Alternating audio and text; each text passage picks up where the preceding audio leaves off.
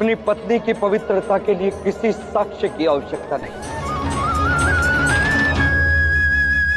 मेरी दृष्टि में सीता सदैव पवित्र थी,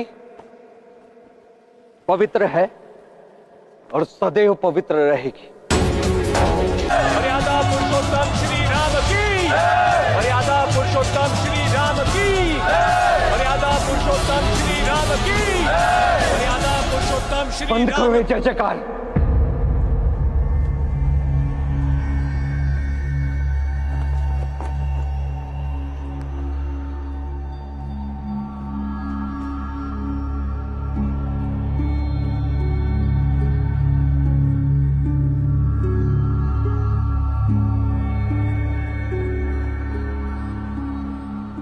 युद्ध विजय करने पर जय जयकार की जाती और आज अयोध्या सबसे बड़ा युद्ध हारी।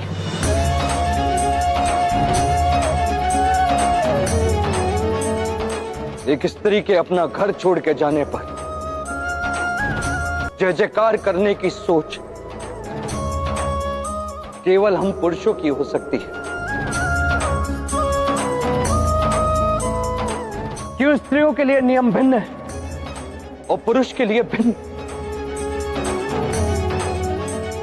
क्यों सांझ ढलते ही उनका घर में लौटकर आना आवश्यक होता है? क्यों कहीं रात में रुकने की उनकी विवशता को चरित्रहीनता मान लेते हैं हम?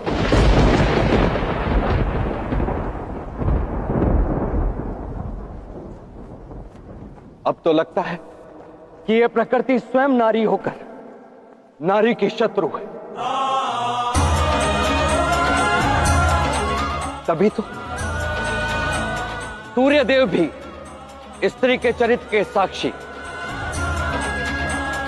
सांझ ढलने तक ही रहते हैं, पर इस सूर्यवंशी राम को अपनी पत्नी की पवित्रता के लिए किसी साक्ष्य की आवश्यकता नहीं। मेरी दृष्टि में सीता सदैव पवित्र थी, पवित्र है और सदैव पवित्र रहेगी।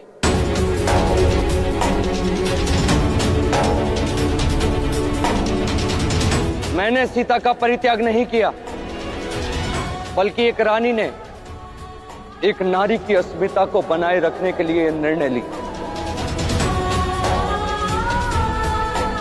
और उसके पति मैंने उसके इस उचित निर्णय में उसका साथ दिया, क्योंकि इस अनुचित सोच का बदलना आवश्यक है।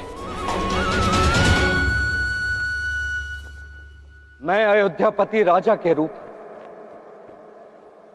अपनी प्रजा की सेवा अवश्य करूंगा, पर यह सियापति राम वही जीवन व्यतीत करेगा जो उसकी पत्नी वनवास में व्यतीत करेगी।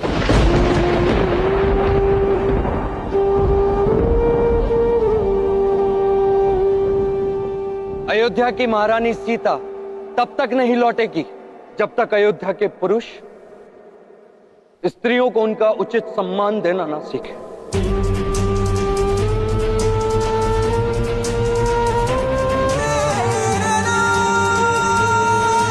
मत कहकर पुकारना मुझे पुरुषोत्तम, क्योंकि इस राम को पुरुषोत्तम बनाने वाली मर्यादा अब अयोध्या छोड़कर जा रही है।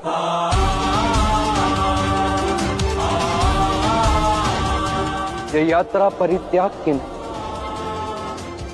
परिवर्तन की। आशा करता हूं कि आपको ये जय जयकार नर की नहीं, नारी की होनी चाहिए। जय जयकार राम की नहीं, सीता की होनी चाहिए।